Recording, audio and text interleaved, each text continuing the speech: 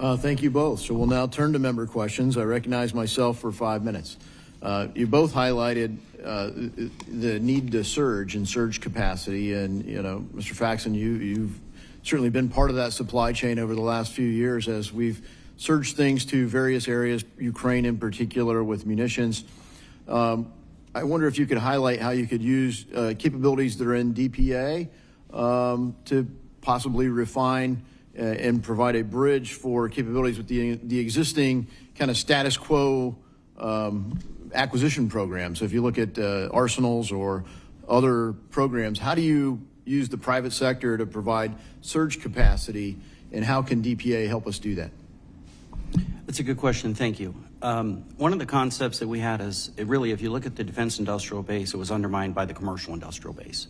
All of our factories that made sewing machines made 45s in World War II.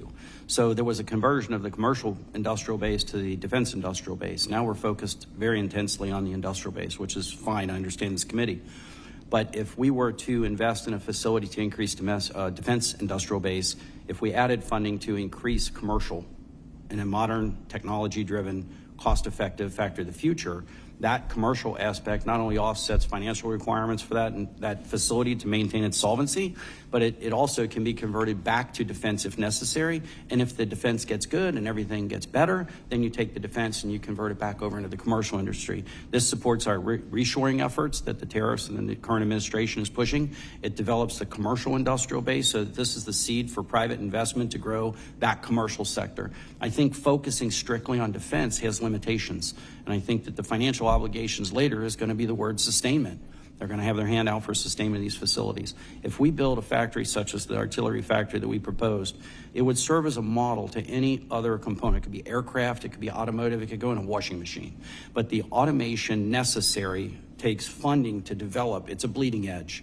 Following it will be a leading edge. So DPA funding to support a known requirement, such as modular artillery components, not your standard 795 deep forged, but your modular artillery rounds, that manufacturing technology, we would open our doors and have competitors and other industries come in and view it and duplicate that mentality and put that into other commercial applications. That's how DPA funding could set a tone for a commercial base.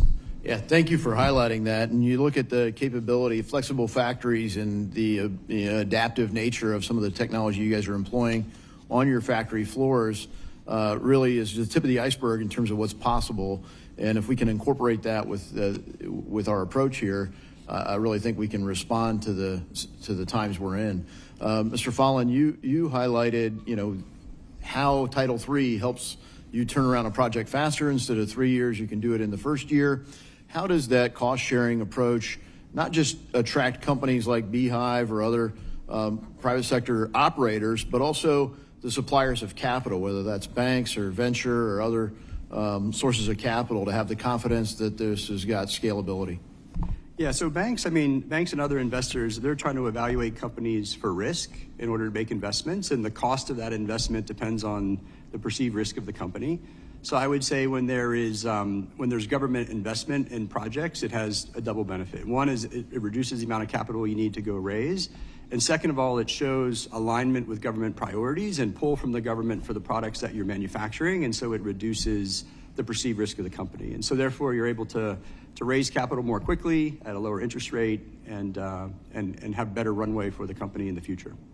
Yeah, so it's one thing, though, to send a demand signal. I mean, clearly the government wants these things. So why isn't demand enough? Why do taxpayers need to provide seed capital to certain sectors? And then how do you strike the balance between that and just turn it into a planned economy where you've got some central planner picking winners and losers? How do you get that right? Yeah, I think the defense industrial base has been through cycles, and we hear about forecasted ramps in production demand, but these are very, very expensive systems to ramp up for, right? You're talking tens or hundreds of millions of dollars of investment. So private industry will naturally want to wait until the signal is here to start investing, because essentially they're borrowing that money until the demand arrives, and sometimes it doesn't arrive. So I think basically this allows us to go out and make those investments, secure that, and not have to carry the risk of those investments actually getting put into full production at the timing expected. Yeah, thank you. We'll have a second panel, but I'll yield my time and recognize the chairman of the full committee, Mr. Hill.